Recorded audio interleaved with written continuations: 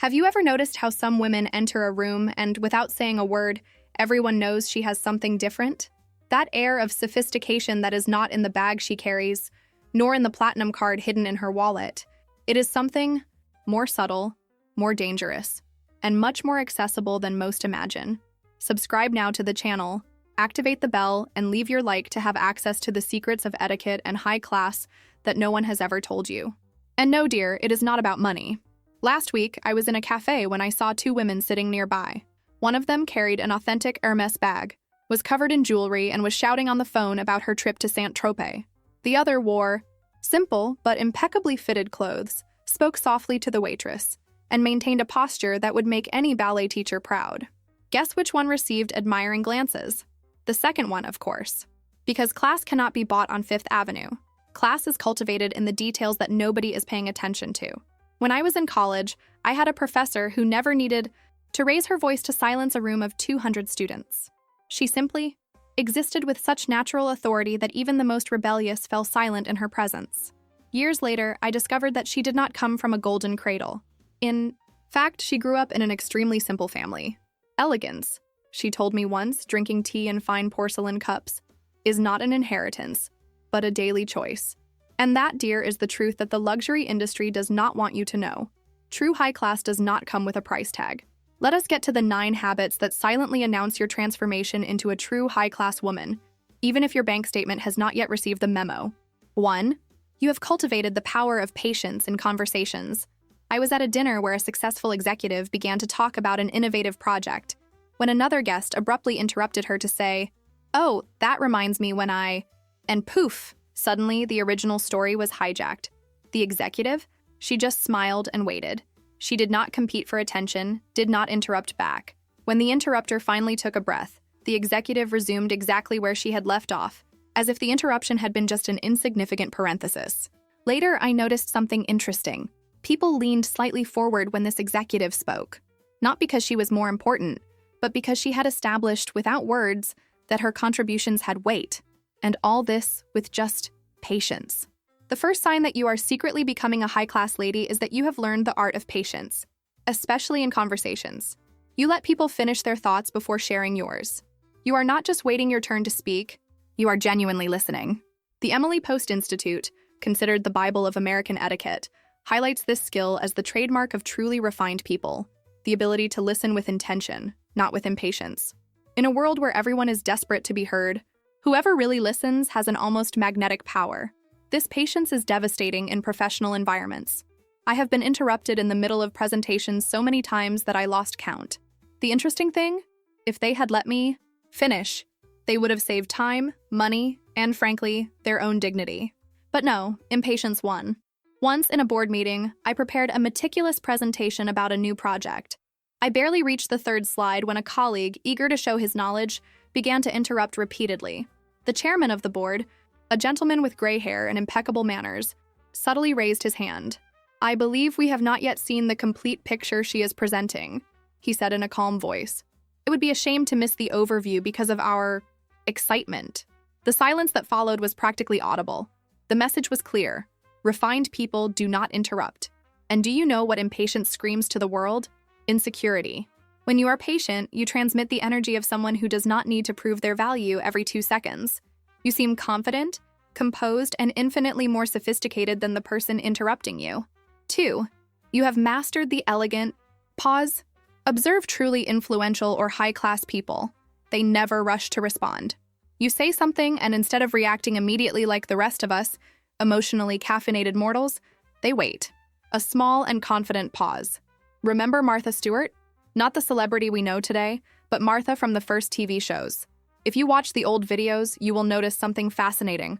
When a complicated or potentially embarrassing question arose, she did not fire off an answer. She paused. She took a second. And then she answered with an elegant precision that seemed completely natural, but was, in fact, deliberately calculated. Before, I thought this was just because influential people were mentally busy counting the zeros in their offshore accounts. But no, it is a calculated demonstration of power that dates back to the times of European royalty. In the British court, this technique was called royal consideration, the habit of never seeming rushed or anxious to respond, no matter how pressured you were. I once had a boss, heiress to a family fortune, who mastered this art. During tense negotiations, when everyone was anxious, she maintained an almost supernatural calm. "The first to speak in desperation loses," she told me once. The pause is not just for thinking. It is to remind everyone in the room that you are in control of your time and your emotions. When you pause, you signal that you are processing, not just reacting. You seem like someone whose opinion has weight, and, more importantly, someone who is not controlled by the social anxiety that afflicts most people. According to the book Business Class, Etiquette Essentials for Success at Work by Jacqueline Whitmore, international etiquette consultant, this technique is called the power of the pause and is one of the most underestimated tools in the arsenal of elegant behavior. It is not just about seeming sophisticated. It is about actually gaining time to formulate more intelligent and measured responses. The next time someone says something slightly irritating or even asks what you do for a living, take a second before answering. Take a sip of your drink. Maybe look briefly at the horizon as if you were reflecting on that transformative book you just read. It works wonderfully. I went to a dinner recently where a woman was questioned about her political opinion, a classic social trap. Instead of diving into the answer or becoming visibly uncomfortable, she took a small sip of wine, placed the glass delicately on the table, and then answered with a disarming elegance, "I believe complex issues rarely have simple answers, do they not?" And then, smoothly, redirected the conversation. The pause not only saved the moment, it elevated the entire dynamic. It is disturbing how a simple silence can make others feel compelled to fill the void, often revealing more than they intended. The high-class woman uses silence as others use words, strategically. 3. You have learned the right time to leave. Have you noticed how the most elegant people never seem to stay too long anywhere? They have this gift of leaving at the perfect moment, just before the party loses its shine, just before the conversation gets lukewarm, just before you start telling that embarrassing story from 2014 that should never see the light of day again. In the world of European high society, there is even a term for this: leaving at the peak, or leaving at the best moment. It is no coincidence that the great ladies of Parisian society, famous for their intellectual salons in the 19th century, were always the first to withdraw from their own parties, not out of fatigue but strategy. Madame Récamier, known for her legendary salons that brought together the political and intellectual elite of France, never waited until the last guest left. She understood the value of leaving an impression of mystery. This is called a French exit.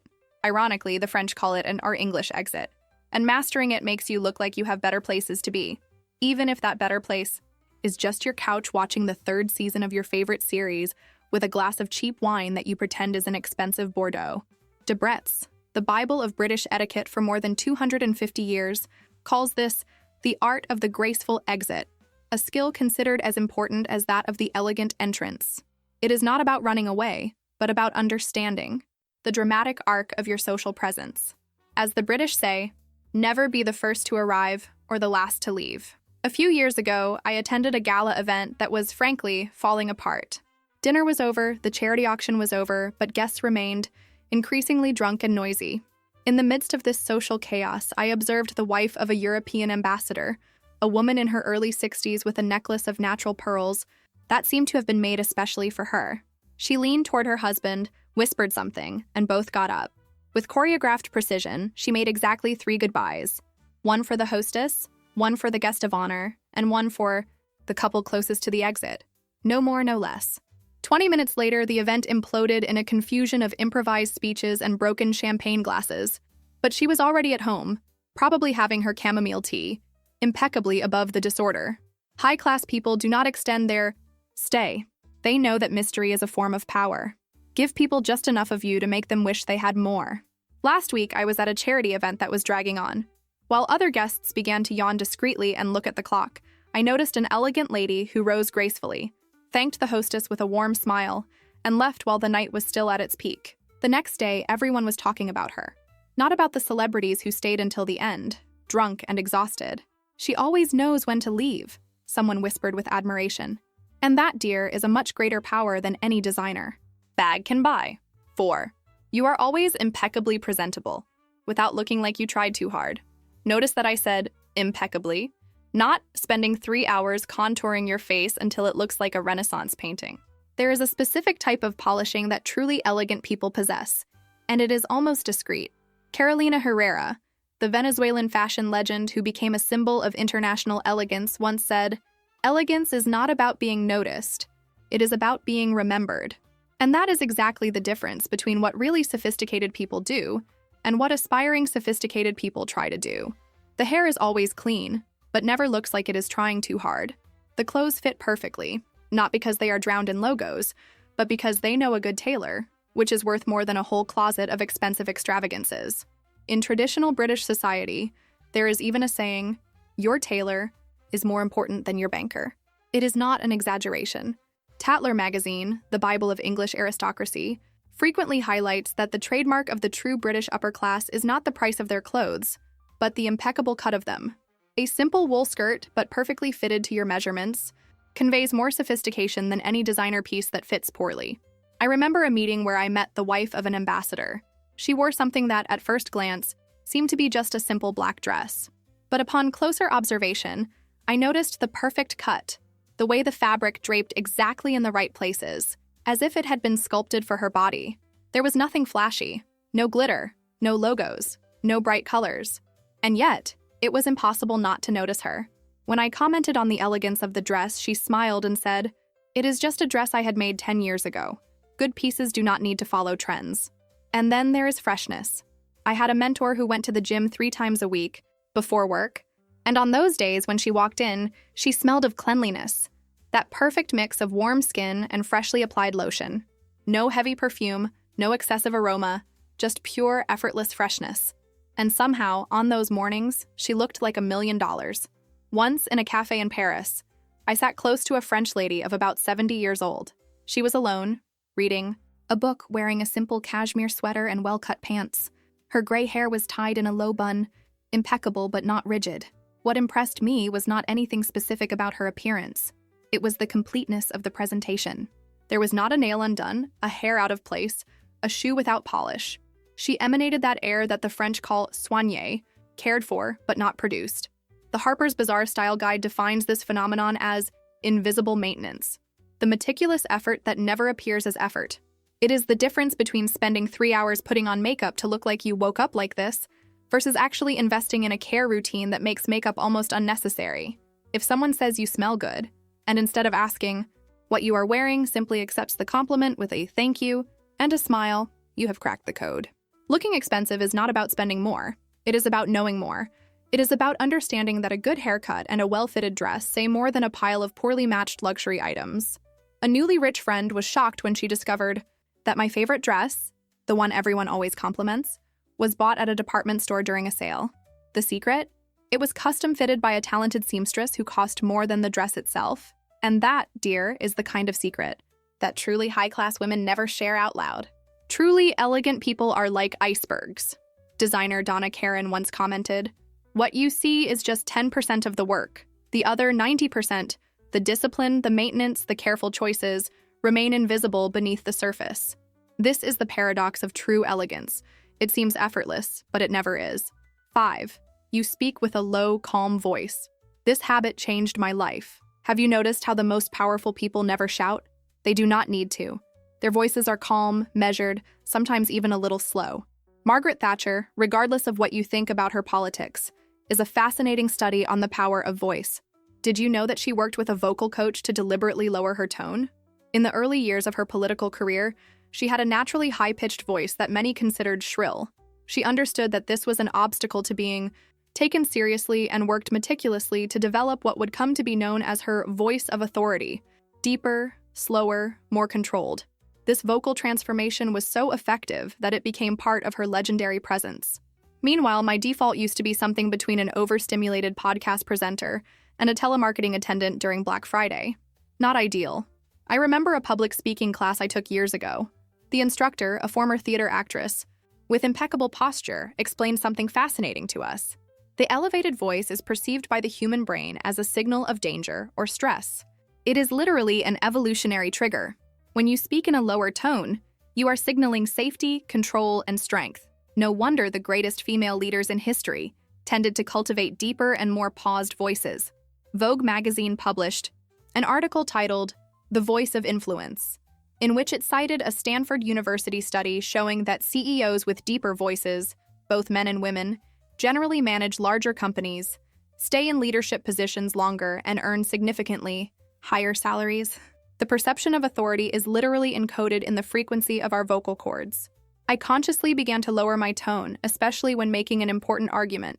And do you know what? People paid more attention. When you speak calmly and with intention, you force people to lean in to hear you. It is like an invisible boost of authority. I had a history professor at university, a small, almost fragile-looking woman who never, ever raised her voice. When the class got noisy, instead of shouting to silence us, she did exactly the opposite. She spoke even more softly. The effect was amazing. Gradually, the students fell silent to be able to hear her, until the room was in complete silence, everyone leaning forward, trying to catch her words. In retrospect, we were witnessing a masterclass in social dominance. The great ladies of 19th century New York society had a saying, "True authority whispers." They understood that whoever shouts has already lost control, not just of the situation, but of themselves. And nothing is less elegant than loss of control. Try it the next time you are in a discussion, even if you are just asking for a glass of water. Say it slowly, with confidence, maintaining eye contact. It is magical how people react. There is power in making others adjust to your volume, not the other way around. I was at an event where a heated discussion was starting to get out of control. Voices were rising, hands were gesticulating frantically. Suddenly, a woman who had remained silent spoke in such a low and controlled tone that everyone instantly stopped to listen to her. "Perhaps we should consider a different perspective," she said softly. In seconds, the entire energy of the room had changed. Not by what she said, but by how she said it. An interior designer I met in New York, known for decorating the most exclusive apartments on Park Avenue, told me that she deliberately speaks lower when discussing prices with clients. When you whisper the price of a $30,000 sofa, it seems more reasonable than when you announce it, she confided to me with a sparkle in her eyes. It is pure psychology. What is valuable does not need to be proclaimed. 6. You never overshare, ever. I hate to say this, but sometimes our best connection tool, sharing our stories, is also our worst enemy. There is a reason why high-class people never dump their life story on strangers. Mystery equals status. In European aristocracy, there is even a proverb. One does not discuss money, politics, religion, or family problems in public. This is not just a rule of etiquette. It is a power preservation strategy. When you reveal everything about yourself, you remove the element of curiosity that keeps people intrigued. A senior editor at Vanity Fair once explained to me during a cocktail. Truly fascinating people never tell everything in a first encounter. They understand the value of gradual revelation. He was observing a famous socialite who, when questioned about her tumultuous divorce, which had been headline in all tabloids, just smiled and said, "Let us just say I learned a lot about expensive wines and expensive lawyers." She did not deny, did not get emotional, just offered a humorous response that revealed absolutely nothing substantial. This does not mean you should be cold or robotic, but it means you know the power of restraint. Instead of telling someone everything about your childhood trauma, you give just a hint of a story, a half smile, and oh, that is a long story for another moment. This makes people curious in a good way. The famous socialite Slim Keith, one of the most influential women in American high society of the 20th century, was known for her ability to maintain close relationships with celebrities, politicians, and artists without ever revealing personal secrets. When asked about how she maintained so many important friendships, she simply said, "I never repeat anything interesting." This is the paradox of sharing. The less you reveal, the more people want to know. A truly sophisticated woman understands that not every question deserves a complete answer. Not every personal detail needs to be revealed. She shares stories, not confessions, anecdotes, not therapeutic venting. Recently, during dinner, a colleague began to describe in graphic details her recent cosmetic surgery. While she elaborated on incisions and drainage, I noticed that the woman sitting across from her, an extremely elegant fashion editor, maintained a politely interested expression, but did not feed the conversation with questions. When someone directly asked the editor if she had also done any work, she just smiled and said, "I believe in aging with dignity, and in good dermatologists." The room exploded in laughter and the subject changed. She did not lie, did not judge, but also did not reveal anything. Brilliant. Last month, during an afternoon tea, a lady asked another about her recent divorce. A clearly indiscreet question.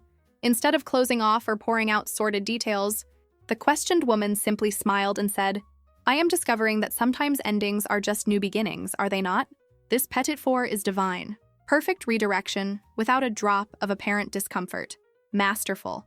Dominique Browning, former editor-in-chief of House and Garden magazine, wrote in her book about social etiquette, "A well-kept secret is more valuable than an expensive jewel. Both are treasures, but only one cannot be stolen." The next time you feel the urge to tell everything about that family fight or share details of your last medical exam, remember, not everything needs to be shared to be validated. Restraint is also a form of power. 7.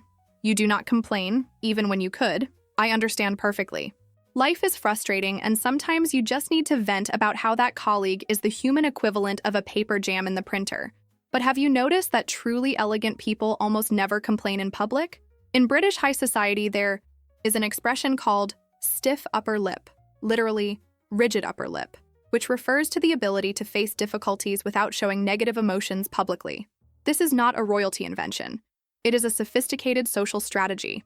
As the Debrett's Guide to British Behavior explains, public complaint reveals not only discontent with a situation, but an inability to deal with it discreetly. Both are equally problematic. I remember being at dinner with an Italian countess, yes, they still exist, when the waiter spilled red wine on her white silk dress. An absolute disaster that would probably cost thousands to repair. Everyone at the table was horrified, ready for the inevitable drama. Do you know what she did? She smiled, calmed the nervous waiter with a gentle touch on the arm, and said, "Now I have a story to tell." Then she continued her meal as if nothing had happened. The next day, I received an email from her about another matter without mentioning the incident. That was a class lesson I never forgot. They can express concerns, but they do it in a way that sounds like an elegant TED Talk instead of a negative. Review on Yelp.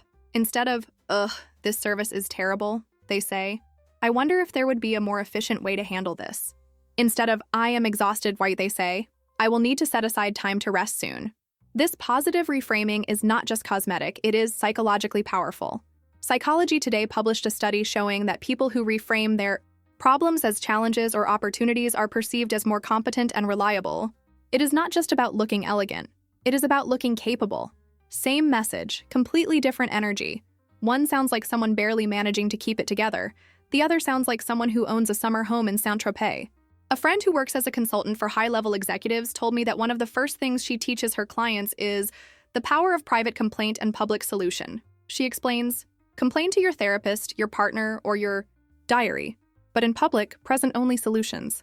Complaining in public is basically announcing, I do not know how to solve my problems. And it is not just about sounding elegant. This really changes how people respond to you.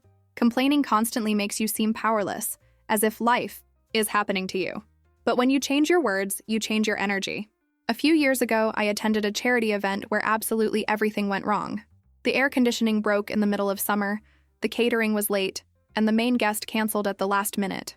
The organizer, a well-known socialite, was clearly facing her worst professional nightmare. I observed her throughout the night, and not once did she make a public complaint or give an excuse. Instead, she approached the guests, thanked them for their presence, and said, "We are having an especially memorable night, are we not?" With a knowing smile. What could have been remembered as a disaster ended up being remembered as a triumph of grace under pressure. You begin to sound like someone who expects solutions, not just sympathy. Someone who goes through life with grace, even when things are not perfect. And that, dear, is pure class. 8. You have mastered the power of elegant understatement. This is my favorite. If you want to sound like someone from the upper class, stop exaggerating things. Social critic and historian Paul Fussell, in his famous book, Class: A Guide Through the American Status System, dedicated an entire chapter to what he called the law of inverse reaction. The higher the social class, the less enthusiasm is shown publicly. This pattern is so consistent that it can be used as an almost infallible social thermometer. Rich people do not say, "OMG, this is the best restaurant I have ever been to in my life." They say, "Oh, it is quite nice." They do not say, "I am obsessed with this new bag." They say, "I found it charming." They do not shout, "I am so excited." For every minimally pleasant event, they just smile, as if good things happen to them all the time. The art world offers us a perfect example of this phenomenon. Have you noticed how the biggest collectors rarely talk about the monetary value of their pieces? At prestigious Christie's or Sotheby's auctions, after acquiring a work for millions, they do not comment on the price. They just mention that the piece and will complement well a work they already own. This is the height of elegant understatement. In fashion, Anna Wintour never says that a show was amazing or dazzling. Her maximum compliment is interesting. And when she says just, "Thank you for the invitation," after a show, everyone in the sector knows they have just witnessed a silent execution. And it is not because they are not impressed. It is because they understand that less is more. The more casually you react to luxury, success, or even a really good meal, the more people assume that this is normal for you, that you have seen better, that you live in a world where incredible things are simply expected. Years ago, I had the opportunity to meet a European family with an aristocratic title who had bought a private island in the Caribbean. When someone mentioned this impressive acquisition during dinner, the matriarch of the family just smiled and said, "It is a useful refuge during winter. A useful refuge. An entire island." This type of casual understatement is what separates the truly rich from the merely wealthy who still get excited about their possessions. It is psychological power. When you understate, people lean in. They wonder what else you know, what else you have experienced, what else you are not saying.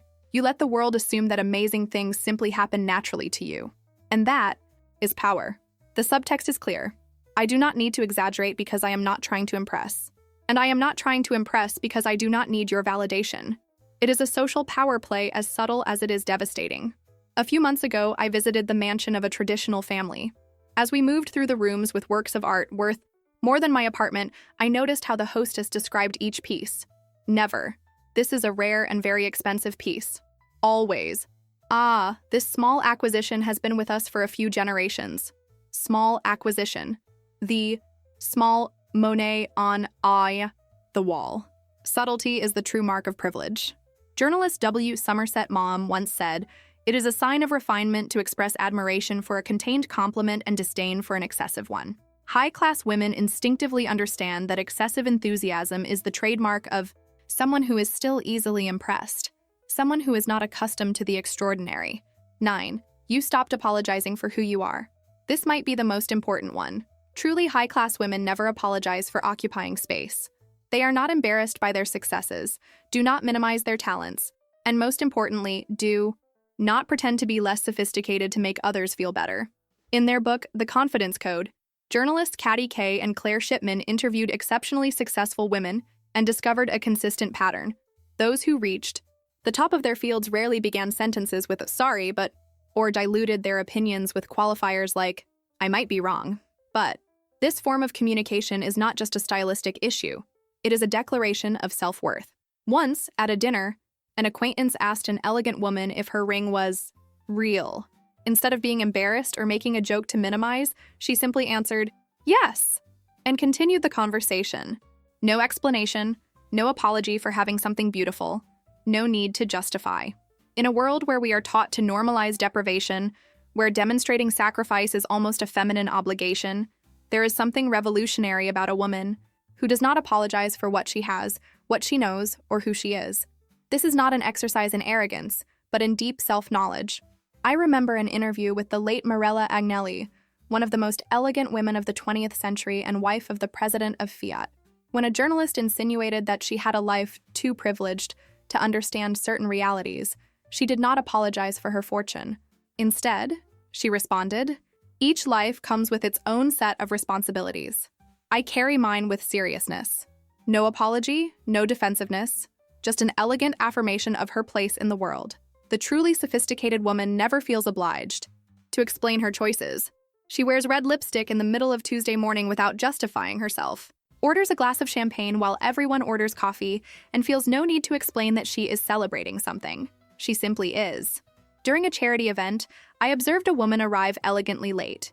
Instead of entering in a hurry, mumbling apologies and explanations about traffic, she entered calmly, greeted the hostess, and took her place. When someone commented on her lateness, she simply said, "Punctuality is important, but sometimes life has other plans." And that was it. No drama, no elaborate story, just a calm acceptance of her own reality. Swedish court protocol experts have an expression: "A queen never explains herself." It is not about arrogance, but about understanding that excessive justifications often reveal a fundamental insecurity about our right to exist on our own terms. And perhaps that is why people are so attracted to true class. It comes accompanied by a quiet authenticity that is almost revolutionary in a world where everyone seems to be constantly apologizing for existing. Diana Vreeland, the legendary editor of Vogue, was known for her eccentricity and unmistakable style. When questioned about her unconventional fashion choices, she simply responded, "There is no bad taste. There is only absence of style." And she refused to conform to external expectations, but she did it with such conviction that she transformed her idiosyncrasies into fashion statements. The author and social etiquette expert Letitia Baldridge, who served as White House chief of Protocol, wrote that true confidence never apologizes for itself. In her modern etiquette manual, she clearly distinguishes between education, apologizing when we actually make a mistake, and self-sabotage, apologizing for being who we are. The elegant woman masters this critical distinction. I have an executive friend who was instructed by her mentor, a powerful CFO, to keep an apology jar on her desk. Each time she began a sentence with "sorry," when there was nothing to apologize for, she had to put $5 in the jar. At the end of the month, she told me, I had collected almost $600. It was the most expensive and most valuable lesson on self-confidence I have ever received. Now, think about yourself. How many of these habits have you already naturally incorporated? Have you noticed that you are giving people more space in conversations? That you are speaking lower, sharing less, observing more? That exaggerations are no longer part of your daily vocabulary? That you no longer start professional emails with 1,000 apologies for the inconvenience, but if the answer is yes to at least 3 of these behaviors, congratulations. You are silently transforming into a high-class woman, even if your bank balance has not yet received the memo. True elegance is not about what you own, but about how you behave when no one with influence is watching. It is about consistency in the small moments. And the most fascinating thing? It is free, completely free. Once, a client of mine, an heiress, who lived surrounded by other heirs, confided something revealing to me. In true high society, you rarely hear someone talk about money. It is the newly rich who cannot stop mentioning how much the renovation of the summer house cost.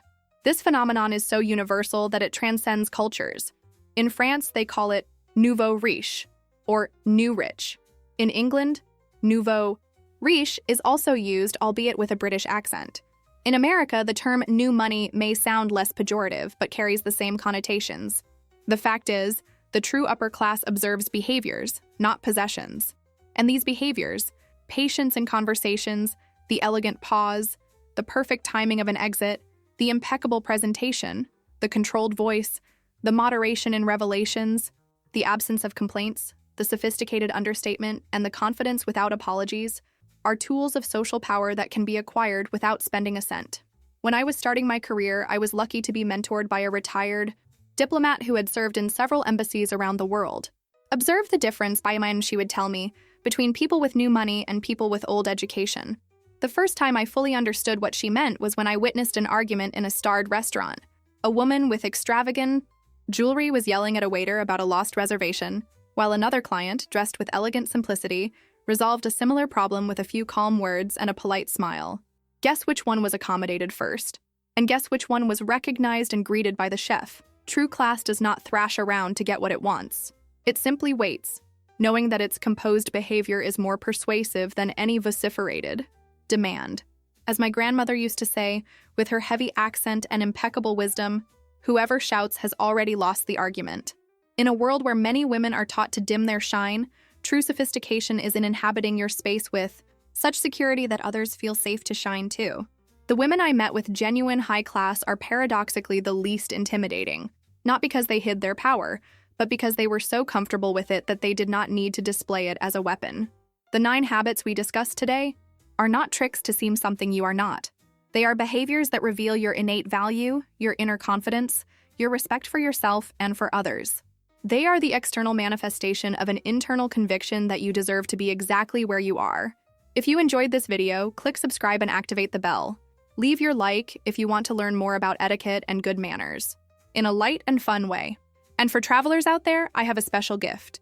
In the first pinned comment, you will find the link to the ebook, Be Elegant When Traveling, Global Etiquette for the Sophisticated Traveler.